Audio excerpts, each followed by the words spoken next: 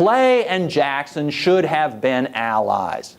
They saw similarly on a lot of issues, but Henry Clay wanted to be president. Henry Clay had been the star of Western politics. He had been the wunderkind of Western politics from the time he became Speaker of the House while he was still in his early 20s. He was elected to the House, well, I guess late 20s. He was old enough to be elected to the House of Representatives. But on the day he arrived in the House of Representatives almost, he was elected Speaker of the House. He was brilliant. He was one of two candidates ever to be nominated 3 times by a major party and lose every time. Do you know who the other one was? William Jennings Bryan. And this, by the way, is quite an achievement, to be nominated 3 times and lose every time. Now, the fact that you lose 3 times usually reflects the fact, it's like a 20-game losing pitcher in Major League Baseball. You're good enough to stay in the rotation all the time, but your team's lousy enough that they never score any runs for you. Well, that was Clay's problem. That was William Jennings Bryan's problem. Anyway,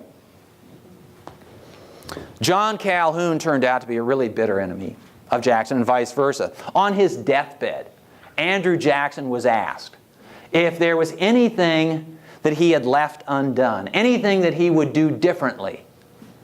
Could he live again? He said, yes, if I could do it again, I would hang John C. Calhoun. Didn't have a chance. Anyway, one of those things he left undone. Anyhow, but he did find another enemy, who in some ways was a better enemy for Jackson's purposes than Henry Clay or John Calhoun. And that was Nicholas Biddle. Nicholas Biddle was the director of the Bank of the United States, the second version of the bank. There had been a first bank, this was the second bank. And the Bank of the United States was essentially a private version of the Federal Reserve Bank. It was a private version in that Nicholas Biddle was the Paul Volcker, the Alan Greenspan, the Ben Bernanke of the 1820s in the United States. He set monetary policy for the United States. But here's where he ran afoul of Andrew Jackson. He was utterly beyond the control of the political system. And that was the distinction, one of the most important distinctions between the Bank of the United States of the 1820s and the Federal Reserve System. The Federal Reserve now is to some extent under the control of the federal government. Ben Bernanke was appointed by the President of the United States and confirmed by the Senate. The director of the Bank of the United States wasn't confirmed by anybody except the board of the bank. It was a private bank. But it controlled the financial and monetary policy of the United States. It was the place where the deposits of the federal government were stored. It circulated banknotes that acted as currency, like dollar bills. Here's something. Did you know that the federal government did not print dollar bills or $5 bills or $10 bills for the first 80 years of America's independent existence?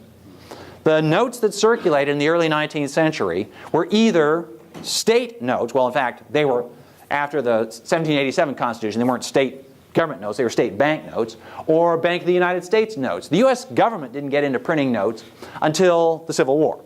But anyway, the fact that Biddle and the bank controlled American financial and economic policy seemed to Andrew Jackson to be a fundamental violation of the principle of democracy. It was a central function of government, or it ought to be. It controlled individuals' lives. Then, as now, this central bank, you could call it that, controlled interest rates. And on interest rates did, well, we know that people who have mortgages live and die on interest rates. We know that people engage in international trade. People who have debts, people who have credits, they depend very heavily on what interest rates are. And Nicholas Biddle controlled these interest rates. Nicholas Biddle could and did engineer financial panics when he wanted to. And to Andrew Jackson, this was a violation of the basic idea of democracy. The people should rule, not the business elites, not Nicholas Biddle. Nicholas Biddle formed an alliance with Henry Clay, who was Jackson's political enemy. Henry Clay had ulterior motives, and Henry Clay talked Biddle into applying for early renewal of the charter of the Bank of the United States. It had a 20-year charter. Think of this. In those days, there was this quaint notion that if you chartered a corporation, a bank being one form of a corporation, if you chartered a corporation, the charter lasted a finite amount of time. Imagine if Microsoft had to go out of business next year because its charter lapsed and Congress didn't renew the charter. Well, that's what the bank was up against. And the politics in America had changed since the bank had been chartered the first time around. Now Jackson was president. Jackson distrusted banks. There are plenty of people in the United States right now who distrust banks and bankers. And for some of the same reasons. But with Jackson, Jackson was a Westerner, and Westerners always felt aggrieved by banks and bankers because they thought the banks hoarded money in the East. They thought they sucked money out of the West and hoarded it in the East. And to some extent, this was true. But there was this deeper principle that the people ought to control their fate, not Nicholas Biddle. So, when Henry Clay talked Nicholas Biddle into applying for early renewal of the bank's charter, which was going to expire in 1836, Biddle asked in 1832 that the charter be renewed. And through the deft use of bank funds, Biddle got the Senate and the House to approve recharter. Biddle, quite frankly, bribed various members of Congress to get what he wanted, and he got what he wanted. Believing that, Andrew Jackson would never dare to veto the recharter bill. Henry Clay figured that he would win. Henry Clay, would win regardless of what Jackson did. If he approved the recharter bill, then Henry Clay would win the undying support of the Bank of the United States and Biddle and the endless funds that they could channel into his election campaign, because Clay was Jackson's principal challenger for the 1832 election. And if Jackson vetoed the bill, well, then people would blame Jackson for disrupting the economy. So Andrew Jackson would make the same kind of calculation, and Jackson would never dare to veto the bill. Oh, there was something else as well. The only acceptable grounds in those days for a presidential veto, shows how much things have changed. The only acceptable grounds for a presidential veto in the 1830s was the perceived unconstitutionality of the bill in question. There had been a total of something like 5 vetoes in all of the administrations before Jackson came along. Vetoes were used only when the president believed that the bill in question was unconstitutional. You couldn't simply say, I think it's bad policy.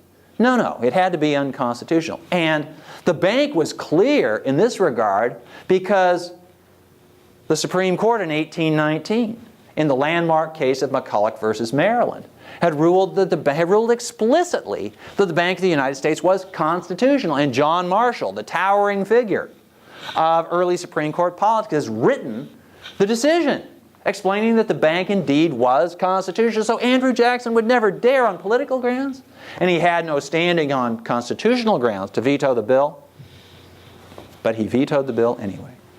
And he explained that, frankly, what he said was, I don't care what John Marshall has said. It makes no difference to me how the Supreme Court has ruled. I took an oath of office to preserve and defend the Constitution of the United States as I interpret it, as I understand it, not as John Marshall understands it.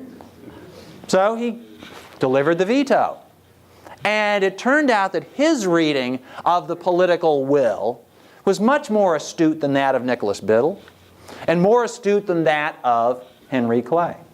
Jackson understood that Nicholas Biddle made the perfect political enemy.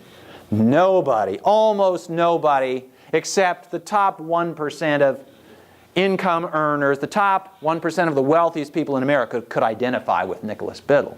Nicholas Biddle didn't count on the fact that this was a new era in politics. It was the age of democracy. Nicholas Biddle was still operating on the mindset of the late 18th century, when deference was expected. Nicholas Biddle came from the upper class, and the slobbering masses were expected to do what the upper class told them was in their interests.